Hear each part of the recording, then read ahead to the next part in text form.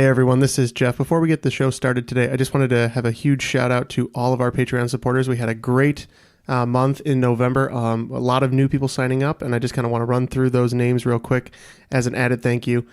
So we'll start with David Levacy, Jeffrey Seguritan, Kevin Kushel, Jesse James, Kathy Fisher, Ann Glowinky, Amanda Keck, Aaron Barclay, and John Edward Barry. So a big thank you to all of those who have joined our Patreon support team.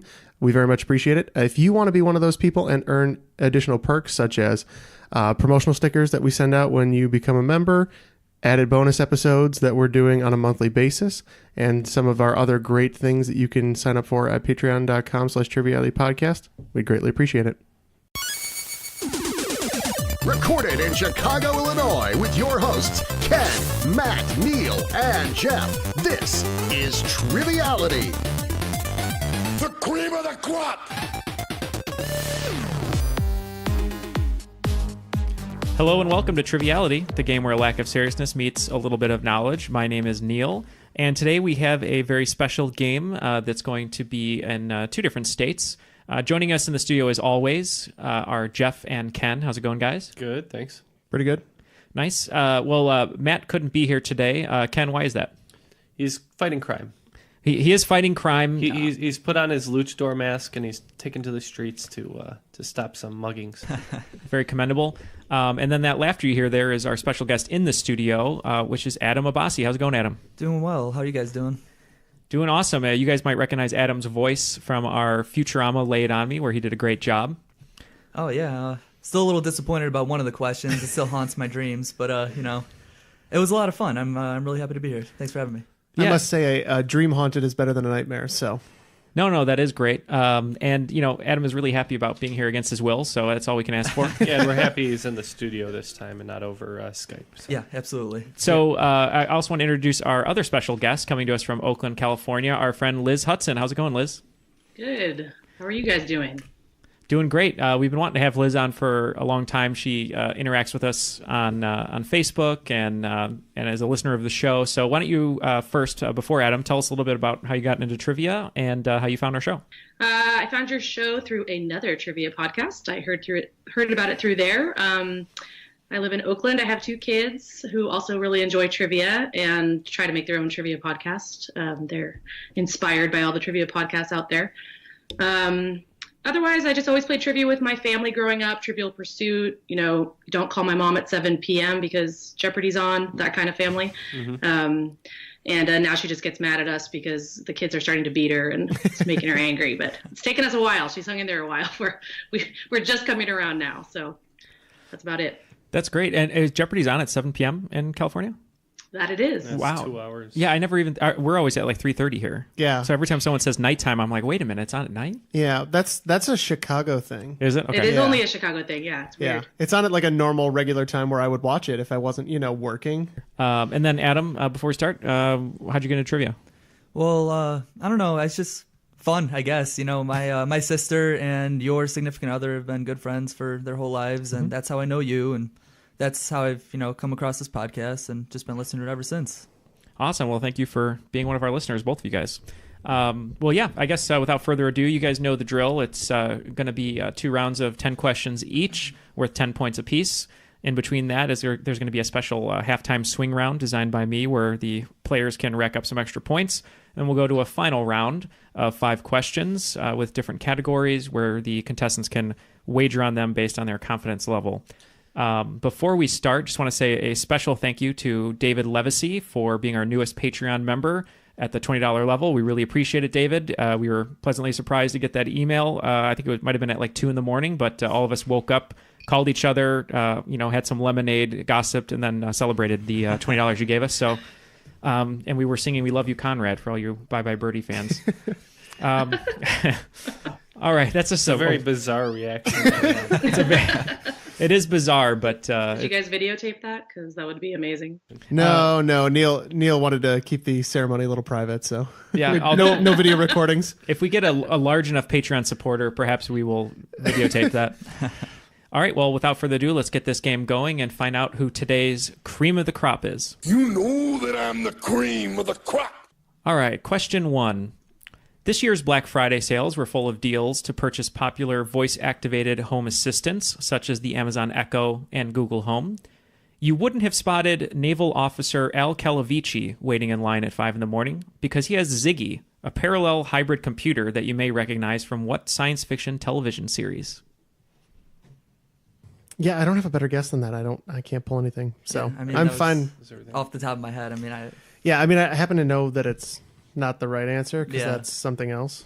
But which I do know the answer to that one. But I can't pull it, so I'm fine with going with that for an answer. Does this ring a bell for you? I think it's Quantum Leap. Quantum Leap. Al is the hologram guy. Dean Stockwell played him, I think. Okay, that's as good as anything I could come up with. I think you have more of a line on this one than I do, so we are going to lock in with Quantum Leap. All right, Liz and Ken locked in with Quantum Leap, and let's go to Jeff and Adam.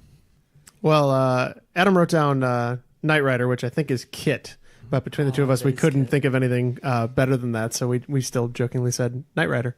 All right, Knight Rider was a good guess, but Liz was right on the money. Played by Dean Stockwell, Al Calavici handled Ziggy, the personal computer that helped Scott Bakula's Dr. Sam Beckett travel through time. So yeah, Quantum Leap. Props to Liz on that. But Scott Bakula is super cute back in the day. Oh yeah, he's still cute, but he was great on. He's so good on that show. Yeah, if you don't know what it's about, he basically goes back in time, goes into certain people's bodies, and has to fulfill some sort of. Usually learns a lesson. Yeah, learns a lesson, fulfills a quest, like stuff like that. It's good. Whatever happened to TV where you learn a lesson? That's a good question. I don't know. It's all cautionary tales right now with reality TV. Oh, gotcha. Yeah, Kevin Probably Saves the World is like that now. It's a good one. Have you seen it? I haven't No, seen it. I haven't. heard it's good. Is it good? Good, yeah. And you learn lots of lessons. Actually, one that I quite like is The Good Place.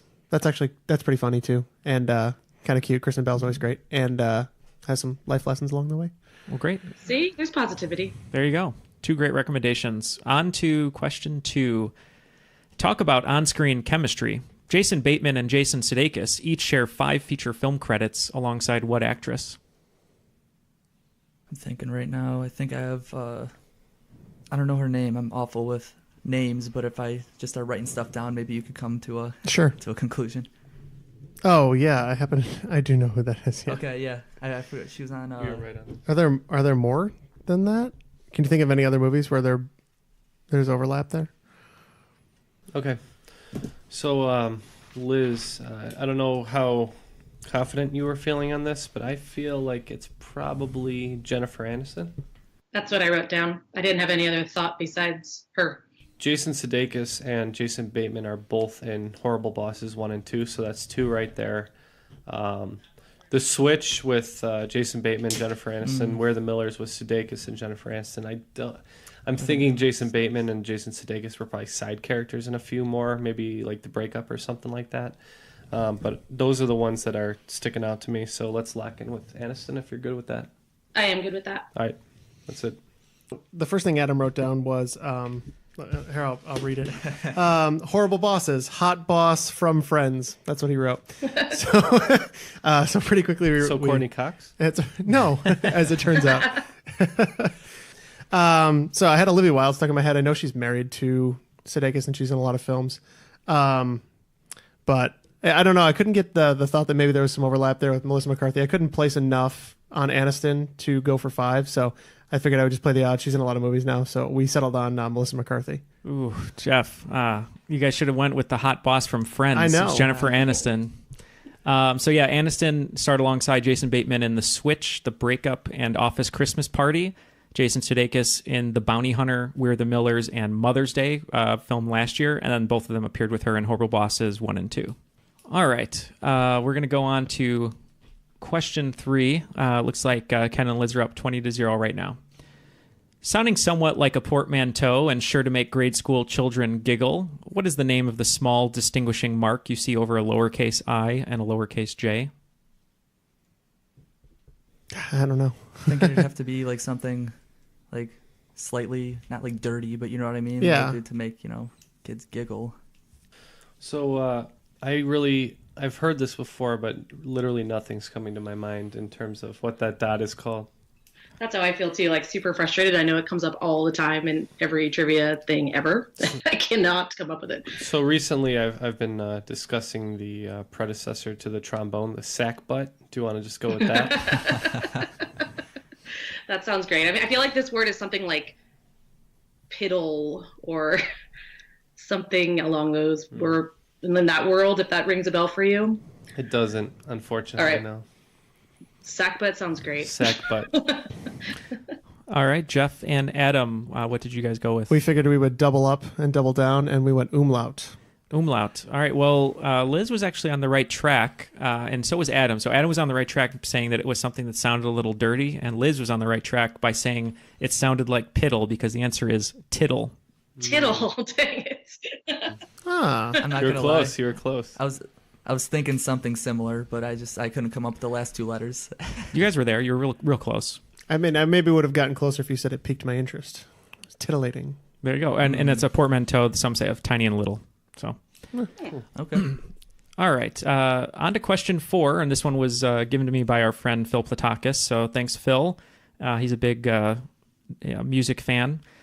So the question is, the grunge song Right Turn gives its songwriting credit to Alice Mudgarden, a pseudonym used by members of these 3 rock bands.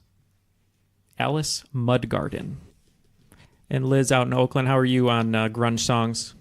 I was in high school when it was cool, so I should be better at it than I am. But So you still have some flannel in the closet that you break out? I did do the flannel thing, I will admit. I didn't cry when Kurt Cobain died, though, like most of the girls in my school. I didn't Oh, yeah. either. Okay. I got in trouble in I think it was an English class.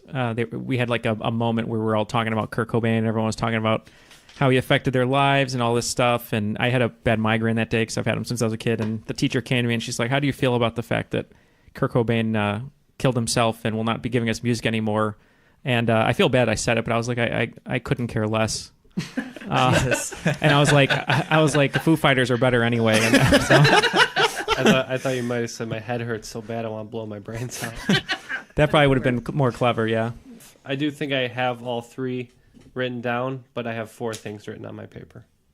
Well, I assume these are like names of bands jammed together. So what I wrote down was Alice in Chains, Soundgarden, and Puddle of Mud. Is that a thing? That's what I wrote. That is a thing. Puddle of Mud is one of the ones I wrote, and I also wrote Mudvayne. But I think Puddle of Mud is more closely associated with grunge, as Mudvayne is more of a nu metal sort of endeavor. So I'm good with Alice in Chains, Soundgarden, and Puddle of Mud if you're good with that. I am. I've never heard of Mudvayne, but so I don't know. If you think that's better, you can go with it. I just never heard of it. Okay. I too had the same 4 in my head. So I will agree on Soundgarden and I will agree on Alice in Chains. But I did go the other way, and I actually went Mudvayne. All right. Well, you did get 2 out of the 3 correct. The easy ones in this question are Alice in Chains and Soundgarden. Wait a second. Is Mud an allusion to a song? No, it is not. No. Mud is referring to the band Mudhoney. Oh, And yeah. the lead singer of that was Mark Arm, one of the, I believe, one of the founders of Sub Pop Records. So yeah, and that was, I believe, the only song that they were credited on together. They hung out and things, but this is a song that they used that pseudonym on, Right Turn. That makes a lot of sense. I never heard of any of those bands with mud in their name, if I'm being honest. I recognize Alice in Chains and Soundgarden. Listened to Alice in Chains yesterday, I actually. feel like a man in the box right now. Well, I think Adam's feeling like a spoon man, so hopefully you guys can spoon your way out of the hole you're in. Dig up, Neal. Yep. Thanks, Phil, for that question. He gave it to me, and I'm like, I have no idea who Mudhoney is. And he's like, no, it's a good grunge question. Just use it. So I really feel like dirt after that question.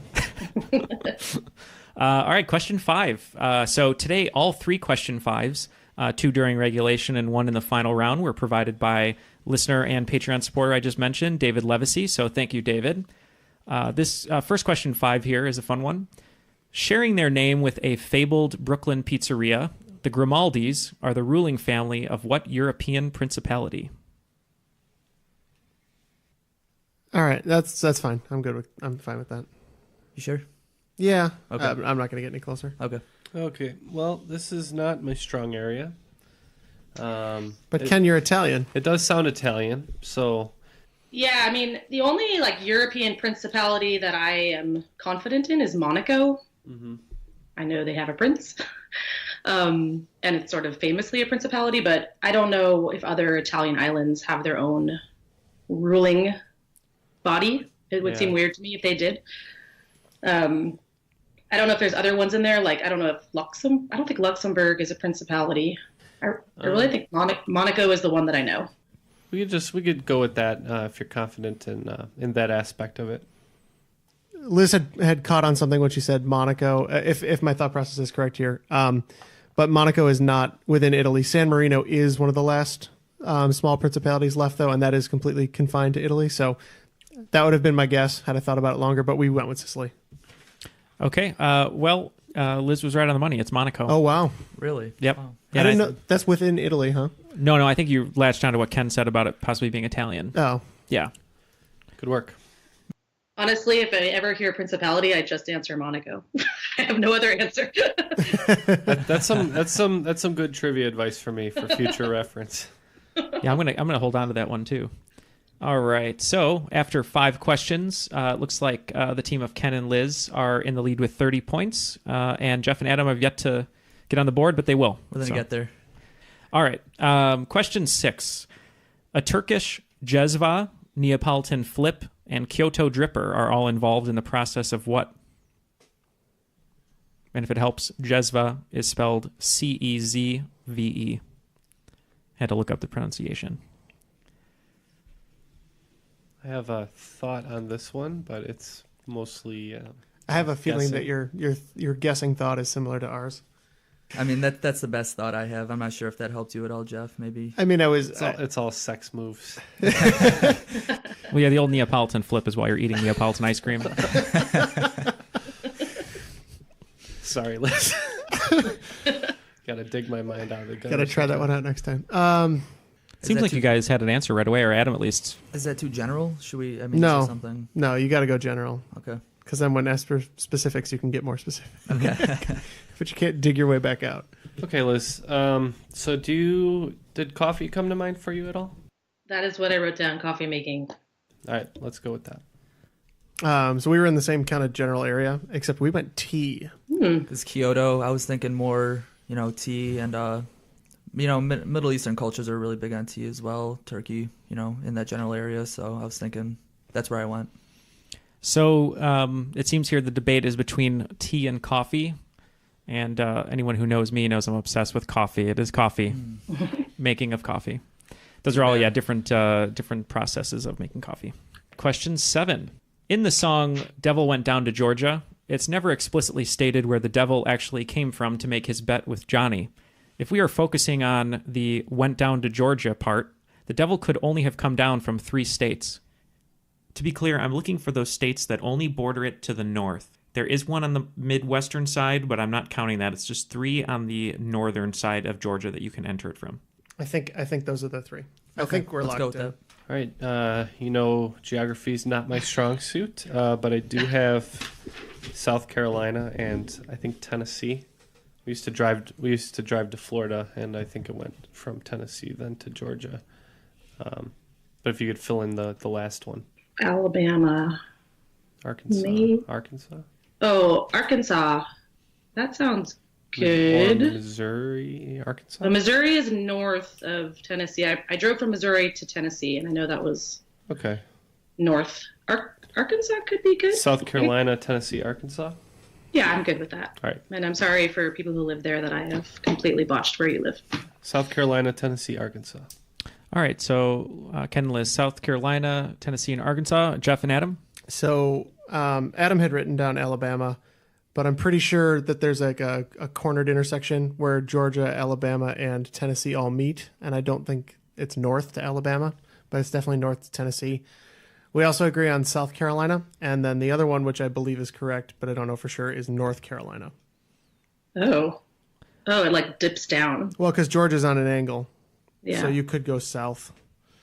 Well, Jeff and Adam are on the board with 10 Hey. points. So Nice. Well, if you give me a question I know anything about, Neal. I know. I wish there were more geography questions than I mean, science. if you want to just give me geography and science questions, then I'll do that all day. So yeah, it's pretty interesting. So you have South Carolina, you could, be at the tip, sort of the northwest tip, and then go straight down into Georgia. North Carolina kind of dips into the top right half of Georgia, and then Tennessee is on the top left half. So they kind of intersect in an interesting way there. Moving on to question 8. I'm going to try to do a tribond of sorts, but it's in the literary world. I'm even going to give you 2 extra hints. This author is Canadian and is an Arthur C. Clarke and Booker Prize Award winner. And here are 3 novels that they wrote, and I want you to tell me the author. The Blind Assassin, The Penelopiad, and Elias Grace. I know if I can just answer, you guys can talk. Okay. Ken and Liz are locked in. And I have no idea. I've got nothing. The thing that disappoints me is Elias Grace is on Netflix now. So like I see it. And like, didn't they just make a series or something? I know I've seen it like recently. I can't answer that. Fair enough. I'm not going to get anything on that. No? Mm-mm. Don't bother. Okay. It's Margaret Atwood. Margaret Atwood. So the one piece of work that I left out is, of course, perhaps Handmaid's Tale. her best known work currently, as it was adapted into a smash hit television series for Hulu starring Elizabeth Moss, The Handmaid's Tale. So that's Margaret Atwood. If any of you guys have watched the web series Who Killed Heather that I worked on. Shameless self-promotion. I know, it's a shameless self-promotion. The lead actor in that series, David Raymond, is currently in an Elias Grace production in Chicago. That's really good. So if you're in the city, check it out. Okay. Who killed Heather? Who killed Heather? I can't tell you right now. We got to watch the show. It's not me, though. I'll tell you that. And I just play a Jimmy John's delivery man for 2 seconds. All right. Question 9. Although there are several accounts of how he may have died, legend has it that Attila the Hun died on his wedding night from complications of a severe epistaxis, which led to choking and eventual death. In layman's terms, what prevented him from going on his honeymoon? Yeah, epistaxis. Epistaxis. Don't know how much about Attila the Hun and That's his pretty wedding night you guys know fast. about. If it's Bedtime reading. Yes. Adam and I are looking at a couple different options. Some of them I don't think they would kill you fast enough, but Yeah, I've been trying to break this word down. Yeah, I mean, like anaphylaxis is when your throat closes, right, from like an allergy, which has the same sort of word at the end of it, which might mean nothing. And what would make you choke too? Maybe fluid in the lungs, fluid filling the lungs. Yes, that would make you choke. I don't know what the I mean, it could just be an allergic reaction. Yeah. I don't. All right, let's say allergic reaction. Okay, so Ken and Liz with allergic reaction. Jeff and Adam, what do you got? So Adam had kind of zoned in on epi, which means skin. So I was thinking maybe so the epiglottis is in the back of your throat. That dictates basically whether you're allowed to swallow correctly or not. So we're guessing that he maybe had something lodged, but we settled on asphyxiation. On his wedding night, legend has it that he was very, very drunk, that he normally didn't eat and drink as much as he did that night. So he ate and drank so much, and he inhaled his own vomit. Sort of. John. He went to his room with his wife, and he passed out while having a bloody nose and choked on his blood. Oh, Gross. Yeah. So other accounts say it could have been an esophageal hemorrhage or a broken blood vessel, and some even go as far as saying it was a secret murder, which would be very Game of Thrones if it was true. But the popular legend is that he had a bloody nose and then was so drunk that it basically just choked him out. What a way to go. Let Mrs. the Hun know it was me. All right, so no points on that one. So we're on to the final question of round 1. What famous video game character lends his name to a protein encoded by the SHH gene, which is essential for embryonic development in humans, playing a role in cell growth and normal shaping or patterning of the body? Yeah, this is one of those questions where once you know it, you'll remember it, but the actual fact itself and the question kind of have a hint in there anyway. one more time. What famous video game character lends his name to a protein encoded by the SHH gene, which is essential for embryonic development in humans, playing a role in cell growth and normal shaping or patterning of the body? You kicking anything around, Jeff? Or because I'm better with video games, I would say, than embryonic proteins. Do you have any guess here? I have a guess that is crazy, but I have one thought. Do you want me to lock in? Yeah, I'm fine with that. And okay, we're gonna lock in with my answer. I'll put in a guess. Okay. So let's start with Jeff and Adam. What was your guess? So I came to a name that ends in INE, so I said Marceline. Okay, Marceline and Ken and Liz. So I'm curious what you wrote down, Liz. After Neal said there was a hint in the clue, I wrote down Sonic the Hedgehog Oh, yeah. for SHH. I actually went a different direction. Shaping or patterning of the body brought Kirby to mind, as he is a shapeshifter. So I went with Kirby.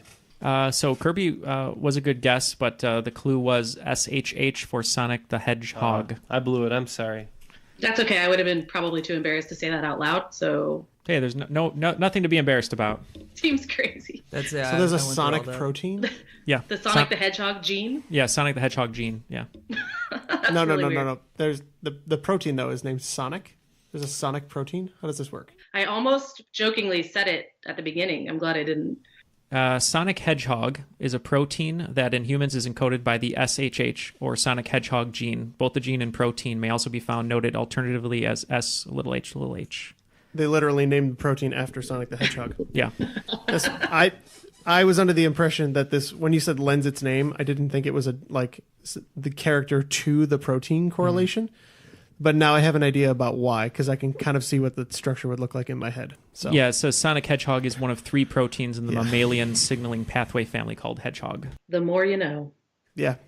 Shame. Never gonna forget that. Ken owns a hedgehog, so yeah, he felt bad about that one. All right, so after round 1, the score is pretty far apart, but it's not a barn burner yet. So Ken and Liz are in the lead with 50 points, and Jeff and Adam are in second with 10 points. And I'm hoping that you guys can make up some ground here in the swing round. So the swing round is going to be pretty simple today. If you guys want to number your pages 1 to 12, for 5 points each, I'm going to name a film, television show, or documentary. And I want you just to name the famous narrator of that project.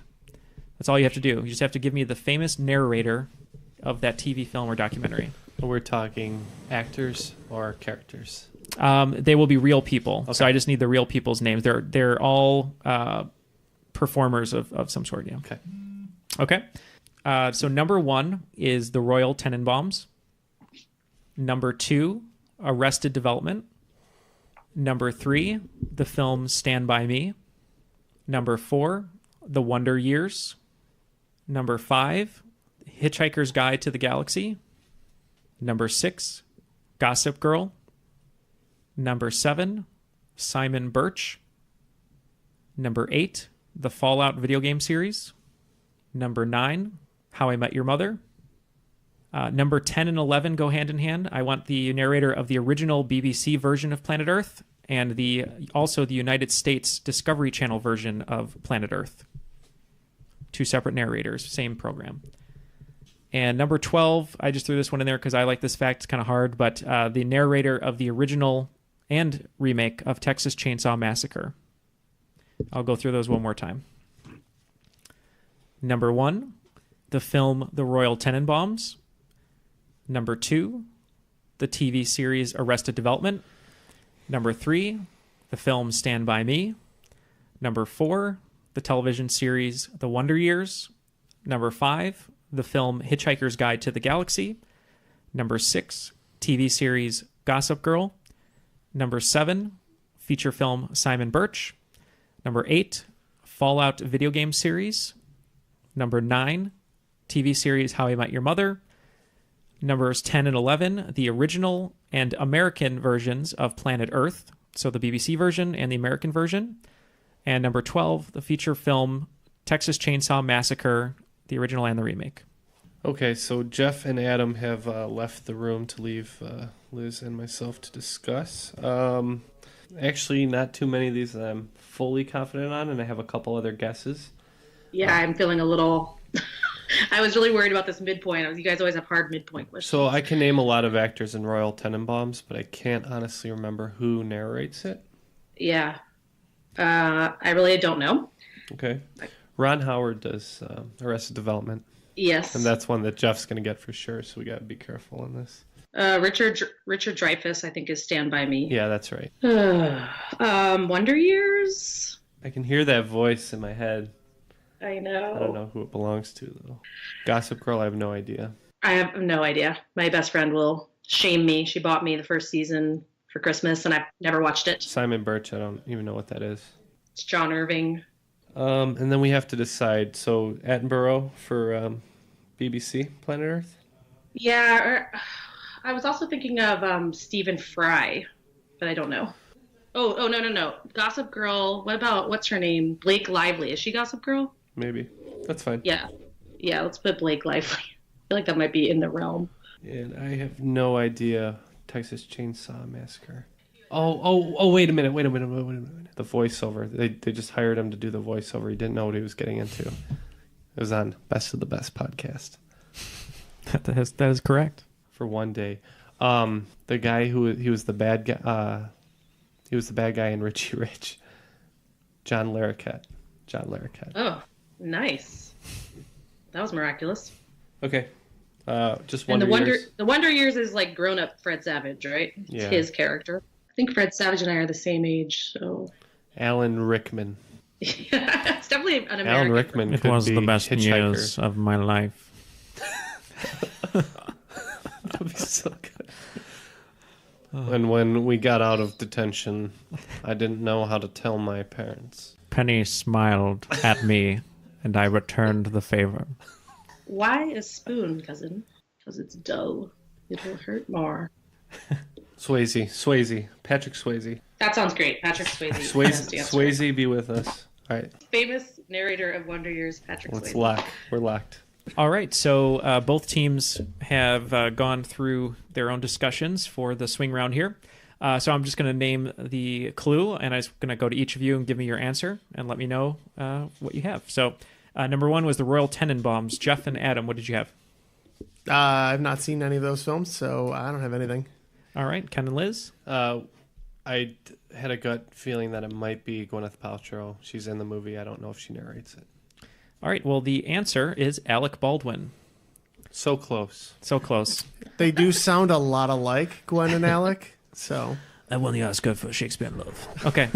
Number two was Arrested Development. Jeff and Adam wrote this one down quickly. What did you guys have? I would have to turn my fan card in if I didn't get Ron Howard right on this one. So All right, and Ken and Liz. Yeah, we had a feeling that Jeff would get that one, so we also put Ron Howard.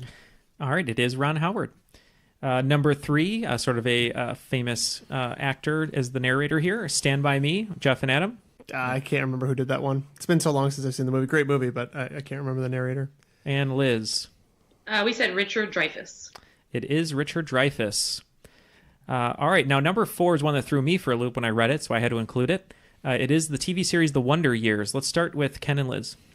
Oh, well, we couldn't come up with a valid answer. This is valid. So we invoked the good graces of Patrick Swayze. All right, Patrick Swayze, perhaps in a new re-edited version for the fans. Jeff and Adam, what did you guys have? So I know the character is supposed to be like an older version of himself looking back. So I said old Ben Savage. All right. Well, this one is going to surprise you guys because once you hear the name, and I think you'll figure out the voice, but it is Daniel Stern. Oh, really? No way. It's pretty crazy, but it is Daniel Stern. Wet Bandits. Yep. Yeah. One of the Wet Bandits and pitching coach from Rookie of the Year. So check out a trailer or the pilot episode on YouTube, and once you hear it, you'll never forget it. Number five is the film Hitchhiker's Guide to the Galaxy. Jeff and Adam, what did we have? Yeah, didn't really have much on this one, honestly. I don't know if I've ever actually seen that movie. I've not seen it. So. Okay. And Ken and Liz. We felt that this was one of the good, rich, classic narrator voices of all time, and I originally wrote down Attenborough before more clues came in, and we switched it to Morgan Freeman.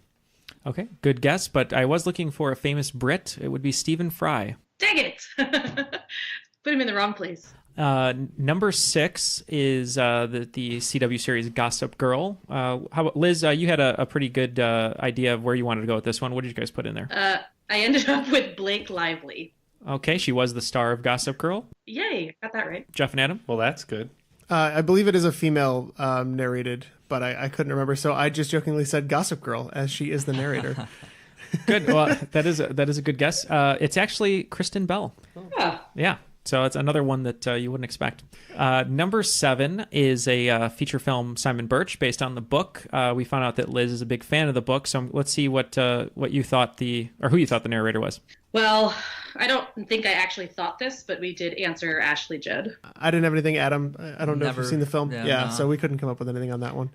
Well, it's kind of funny because the star of Simon Birch, I actually competed against in speech here in Illinois. He went to, I believe, York High School. He was very, very good. Just to give him a little shout out, his name was Ian Michael Smith. The reason I put this question in here is it's one of my favorite actors, and it was Jim Carrey, who played his older brother for a small moment. So Jim Carrey was Simon Birch. Number 8 was the Fallout video game series. Jeff and Adam? I've actually played some of the Fallout series, but I couldn't tell you who the voice talent is, unfortunately. I'm not able to put 2 and 2 together on that. Okay. I'm not sure about narration on this, but I remember Liam Neeson being associated with a voice talent in that game, and we went with Liam Neeson. That would make sense. He was a voice talent in the game, but the game was actually narrated by Hellboy himself, Ron Perlman. Okay. Interesting. This one I think everyone across the board should get. I'm not sure. It is How I Met Your Mother. Jeff and Adam. I mean, he is TV's favorite dad. We went Bob Saget. All right. 5 points to you guys. Bob Saget. Another 5 points. Great. All right. Number 10 and 11 kind of go hand in hand, but we'll start with 10. The original BBC version of Planet Earth. Let's go with Liz and Ken. We went with Attenborough. Okay. Attenborough and Jeff and Adam. We too went Attenborough. It is David Attenborough. Not Richard. David. No, Richard is too busy getting his theme park up and running. Spare no expense. Spare no expense. And number 11 was the American version of Planet Earth, which aired on Discovery Channel. Jeff and Adam, do you have an idea on this one? I know he's done a lot of documentaries like this. I'm pretty sure he did Life, and that might be what I'm confusing with because, again, it's been a long time. But we settled on Morgan Freeman. Okay, popular answer. And Ken and Liz? Yeah, we hedged our bets and went Morgan Freeman as well. Well, unfortunately, no points on that one. It was voiced by Sigourney Weaver. Oh, Really? Yep. she has a great voice. And this last one is another shameless self-promotion. I apologize, but Ken caught onto it in a miracle poll from the depths of his behind. I guess we're going to stay clean. So it was the Texas Chainsaw Massacre. Jeff and Adam, got anything on that one? Nope, not seen it. No, So never seen it. Okay. So I was driving home from work, listening to the Best of the Best podcast starring Neal and Mark. And I remembered that they hired an actor for one day's work. Just reading the voiceover at the beginning, I was like, it's a guy who's famous now. He wasn't famous then. Who was it? And slowly the picture came to my mind that it was John Larroquette. It is John Larroquette who did the voiceover for A Joint. That was his payment. And yeah, he was not famous at the time, but he did return for the remake, the Marcus Nispel film, Texas Chainsaw Massacre remake. So was John Larroquette, and Ken was right. That was on Best of the Best podcast. So I know I've said it before, but just type in Best of the Best radar and you'll find it with my name, Neal E. Fisher and Mark P. Smith. I plan on being the future owner of his spine. Of Ken's spine? Reference. John I love Larroquette. that. Oh, John Larroquette's spine. Yeah. Okay. I caught that. All right, so Liz and Ken picked up 25 points that round, and Jeff and Adam picked up 15, so relatively low scores in that round. It looks like Jeff and Adam are at 25, and Ken and Liz are at 75 going into the second round. Game's getting closer, Jeff and Adam, and it's going to start with a little bit of a geography question. Nice. Here we go. Question 1 of round 2. Also known as the Oceanic Pole of Inaccessibility, what location, inspired by the name of a literary character, is the furthest point from land on Earth? Yeah, I mean, I know where it is. It's in the South Pacific. I could put it on a map. Yeah, I almost was going to write a South Pacific Broadway-themed question, but I didn't. We're good. You got it? Yeah, Nice. I think. So when I think of inaccessible literary characters, Robinson Crusoe comes to mind. That was the first one that I wrote, was Robinson Crusoe. I also wrote like Moby Dick and Captain Ahab and Nemo. We both agree on Robinson Crusoe. So we want to go with Crusoe? So yeah, that's good. All right, Crusoe for Ken and Liz. Named after David Crusoe. Terrible. Sir, we couldn't find his dead body. That's because it was in the Oceanic Pole of Inaccessibility. Yay! Okay. Don't get fooled again, Neal. All right, Jeff and Adam. Yeah, after a painstaking amount of thought went into this, we have a little timer in the studio, which Ken flipped over, which freaked me out because I did not like that. But I settled on Nemo, which I'm pretty sure is the right answer. Liz did say Nemo. It is Point Nemo. Yep. Named after Captain Nemo from 20,000 Leagues Under the Sea. All right, so it's 10 points to Jeff and Adam. Great way to start round 2. And on to question 2. According to research firm NPD Group, not DMC Group, what simple shell-toed retro-style sneaker was the best seller by dollar sales last year in the United States? The first time a Nike product has not been on top in more than a decade. I'm looking for the specific model, but I can be swayed to just do the brand too. Yeah, let's just do the brand. So anything specifically coming to your mind? I have a couple ideas. I think it's Adidas. My Adidas. He said not DMC Group. Oh, okay. Yeah. All right, let's go to Jeff and Adam. Yes, on the strength of the Run DMC clue, and also to add in a little bit about your question, That's what you think Converse Nike owns. is owned by Nike. So that would be my Adidas. Great, you guys are doing my job for me, but thanks to Liz for listening to my clue. Someone is. It was the Adidas Superstar, which is the classic white shoe with the 3 lines. So every sneaker besides the Superstar in the top 10 was from Nike or a Nike subsidiary, specifically Jordan Brand and Converse. All right, question 3. I promised a Broadway question, and you're going to get it. All right. Ben Platt portrays a high school senior with a social anxiety disorder and broken arm who finds himself amid the turmoil that follows a classmate's death in what critically acclaimed musical that won him a 2017 Best Actor Tony Award? I know. Okay, good, because I can't remember the name of this.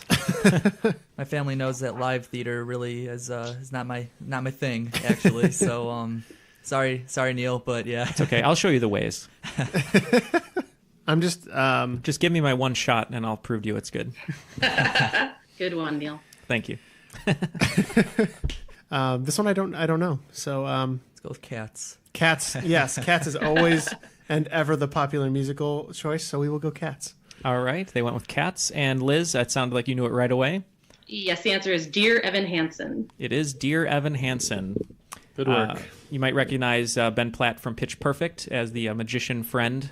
All right, question 4. The Green Mountain Boys are the informal name of the National Guard in what state? Yeah, I think we're good. I wrote down New Hampshire or Virginia or West Virginia. Let's go with West Virginia. I like that. Okay, so Liz and Ken are going West Virginia. And Jeff and Adam, what did you guys have? I'll kick myself if it's wrong. I feel like Liz's first inclination that it was in the Northeast is a little bit more correct. I couldn't separate out New Hampshire from Vermont, but I ended up going Vermont. All right, well, if you guys are familiar with Keurig's Green Mountain Cups, they do come from Vermont. So, Cool. so the Green Mountain Boys were originally a militia organization, first established in the late 1760s, and in recent years, the National Guard has sort of adopted the nickname the Green Mountain Boys. All right, on to our next question 5, which once again is from David Levesey. Mohair is a fabric made from the hair of what animal? Pretty simple question. Mohair. Sure, I'm allergic to it, whatever it is. I wrote down goat, long-haired goat. Are you thinking like a pelt or like a more like a wool sort of? Mohair is kind of like, it's woolish, but I think it's longer, like kind of softer. I think there are long-haired goats. So that was my first thought was goat, but could be alpaca, could be llama. Or you feel pretty good about the goat. That's where you're. Goat was just what I wrote down. When I heard mohair, I wrote goat. We can go with goat if you're good with that. Okay. So Liz and Ken went with goat. Jeff and Adam, what did you guys have? So now that I hear that, I feel worse about my answer. I feel like you can definitely get a mohair suit. I've heard of that as a thing. Don't know why. It's a song. There's some song lyric. I don't know. But maybe we thought maybe it was like a pelt from a beaver. So we went beaver. Okay. It is both durable and resilient. It's known for its high luster and sheen, which helped give it the nickname the diamond fiber. It is made from the hair of the Angora goat. Whoa! Wow. Nice one, guys. Yeah, Liz was right. It's Nice pretty one, Liz. pretty long hair. It looks like those really shaggy dogs and really nice hair on the goat. So Nice one to Liz and Liz alone on that one. All right, so right on to question 6. We'll keep moving up. Tinatrons and Fellini's Children were scrapped band names for this American new wave band, who settled on a name that comes from a particular beehive hairdo resembling the nose cone of an aircraft of the same name. I'm not happy about it, but no, we'll go with there. What do you got, Jeff? B-52. Okay, and Ken and Liz. Yep, B-52s. Sometimes the easy answer is the right one, Jeff. Occam's B-52s. Occam's razor. Occam's razor, yep. Makes the cutting clean. I'm going to make that joke every time until somebody figures out that I want to mention it. It is the B-52s. All right. Right along to question 7. In New York City on 60th between 2nd and 3rd Avenue, you will find what numbered restaurant known for its famous frozen hot chocolate, made famous by frequent visitors Marilyn Monroe and Andy Warhol. John Cusack and Kate Beckinsale enjoyed the treat on camera in a film that partially credits the restaurant's name. So the movie in reference is... Serendipity. So we just add a number to that? Yeah. I have no idea. Second Serendipity? What? I have no idea what would that be. Number? I thought the name of the cafe was Serendipity. So I know it has to do with this. I know it does. I just didn't know that there was a number associated with it. Exactly. That could be too hard of an answer to get. I'll think if you guys have the exact same answer, I might award points. But the actual restaurant does have a number in the name. All right. Well, we'll see how the points are going to be divvied here. Jeff and Adam, what did you have? So immediately I wrote down Serendipity. I know that's the only one that I know. Like I said, I just didn't know that there was a number associated with it. Okay. Ken and Liz. Serendipity 7 is what we got. I'm going to give points to both teams. So the film is Serendipity. The actual cafe is called Serendipity 3. That's the full name of the cafe. I was going to say 3 as a joke because it has the rhyme scheme. Yeah, that's... But, you never know. But I will give we went points. with the alliteration and you went with the rhyme scheme. We would have, yeah. But that one, Literary. But here's the thing. No one calls it Serendipity 3, especially when you go there. Everyone just goes, let's go to Serendipity. So I'll give you guys points for both of that. Cool.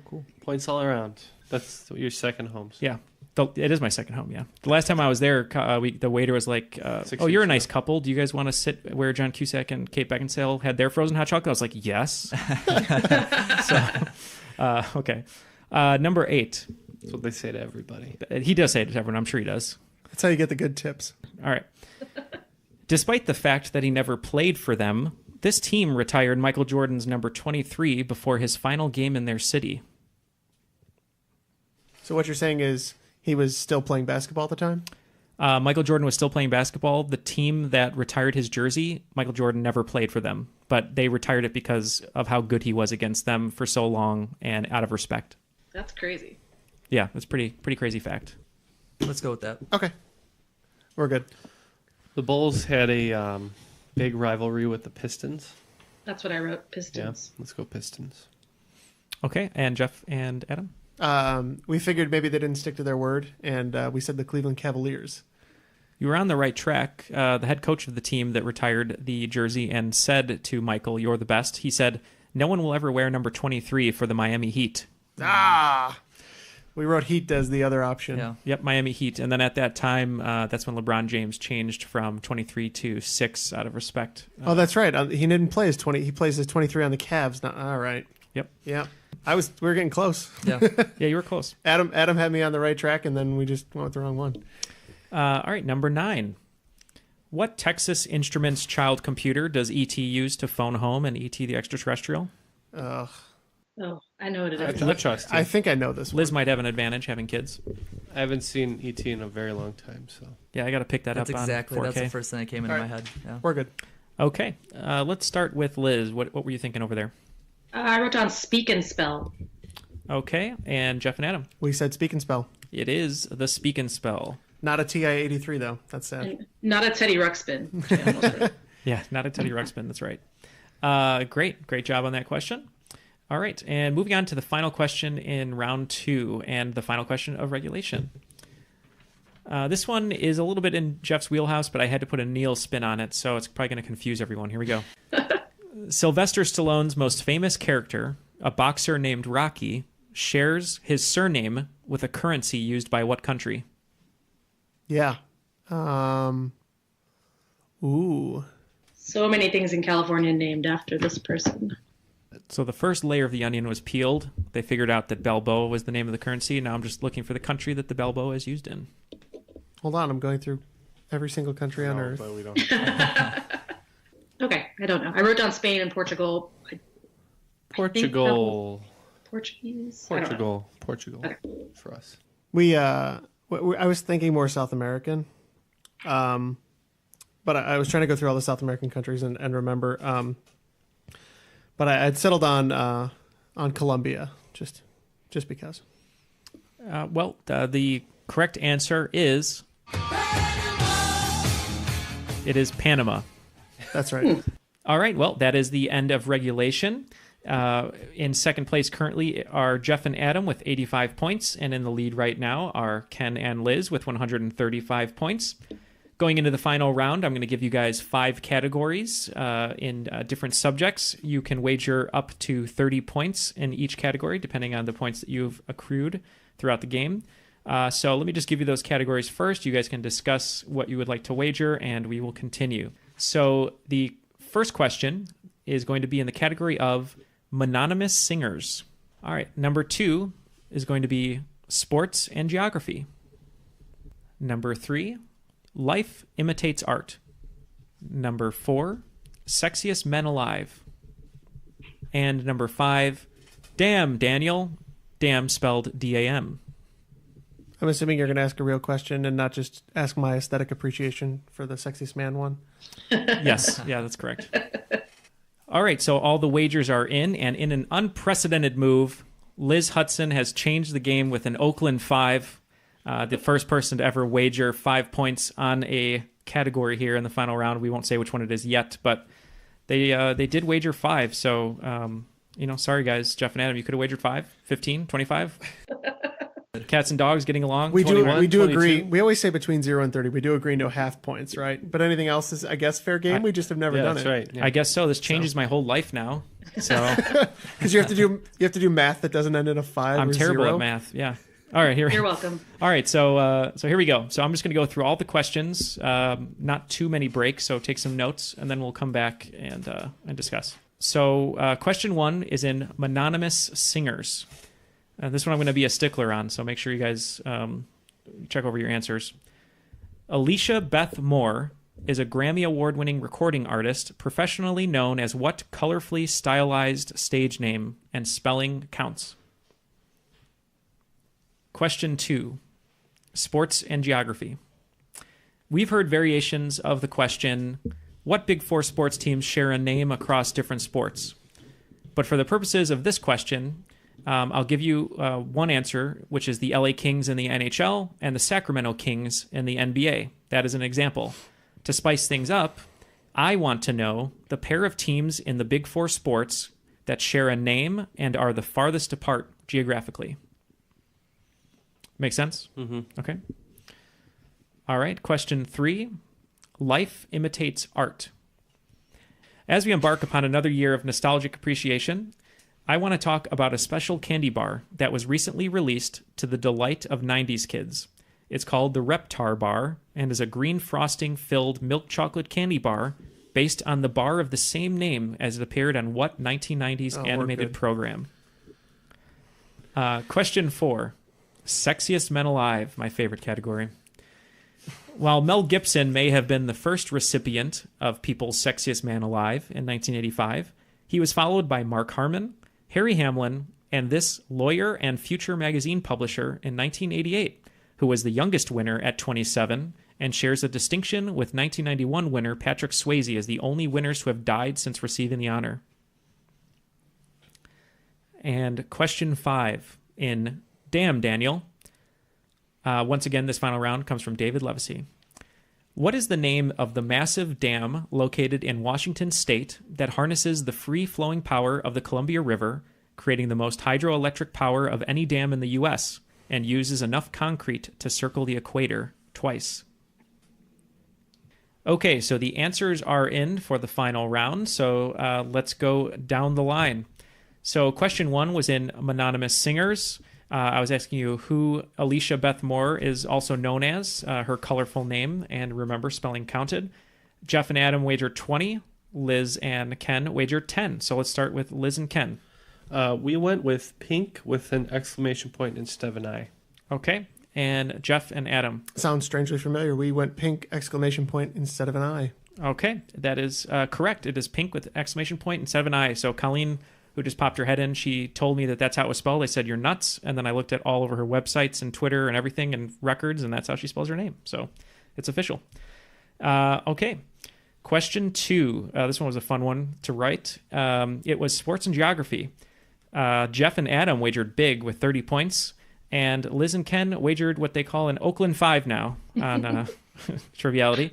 So I was looking for the 2 sports teams that shared the same name and were the furthest apart geographically. So let's go to Liz and Ken. We said the New York Giants and the San Francisco Giants. Okay, and Jeff and Adam. Yeah, that feels right, like a right answer. We tried to get all of them. That was the one pairing we didn't get. So the farthest we could either get was the Cardinals between St. Louis and basically Phoenix, or Dallas and New York with the Rangers. So we settled on Rangers, but yeah, Giants would be the right one. Yep, spanning nearly 3,000 miles. It is the New York Giants and San Francisco Giants. All right. In Life Imitates Art, Jeff and Adam had a low bid here of 10 points, and Liz and Ken had 20 points wagered.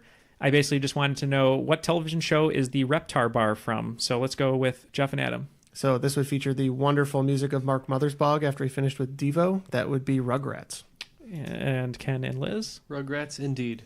Yep, appearing on the show's first Halloween episode titled Candy Bar Creep Show. You may have heard Angelica Pickles quoting the final lines of the Reptar Bar jingle and eating the candy bar as Rugrats. All right, question 4 was Sexiest Men Alive. Both teams wagered 10 points, very conservative. I just wanted to know who was the sexiest man alive in 1988 and is one of only 2 sexiest men alive, along with Patrick Swayze, to have died since receiving the honor. Let's go with Ken and Liz. Yeah, so I, in terms of history and sexy awareness, Liz took over this question. So you want to... Yes, my notes say lawyer plus sexy plus dead equals John F. Kennedy Jr. All right, and Jeff and Adam. So I just stopped at lawyer plus dead, and we said that it was Kardashian, Robert Kardashian. Got to throw that sexy in there. Super sexy. Very sexy. Yeah, that sexy gray little thing in his hair. It was John F. Kennedy Jr. Yeah. Okay.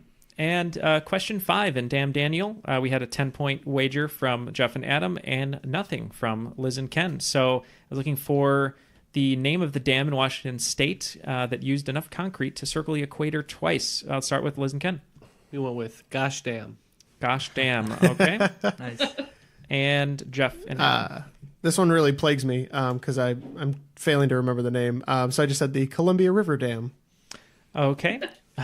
The correct answer is Grand Coulee Dam. All right. After tallying up the scores, in second place for today's game is Jeff and Adam with 65 points. And in first place with 180 points are today's cream of the crop, Ken and Liz. The cream of the crop! Nobody does it better. Ooh, we did it. Woo! We're so excited. Nice game, guys. Yeah, we need some of that Well excitement played. here. Adam, anything you'd like to add before we sign off here? No, nothing at all. Thanks for having me. I had a blast.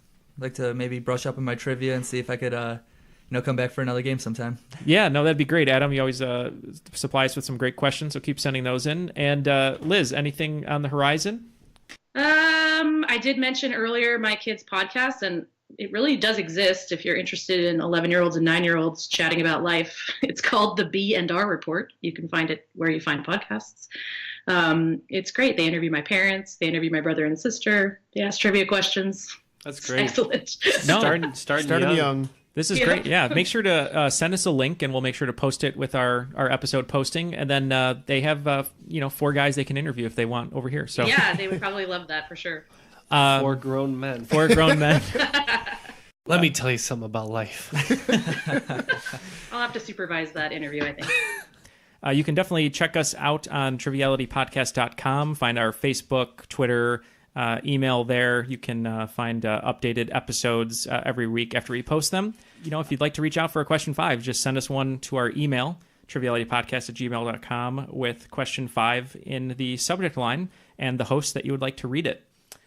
So on behalf of our wonderful guests today, Adam Abassi and Liz Hudson, and our co-hosts Jeff, Ken, and Matt, who is not here as he's fighting crime in the suburbs of Illinois. My name is Neal, and that was Triviality. I'm gonna cut your heart out with a spoon! Why a spoon, cousin? Why not an axe? Because it's dull, you twit. It'll hurt more.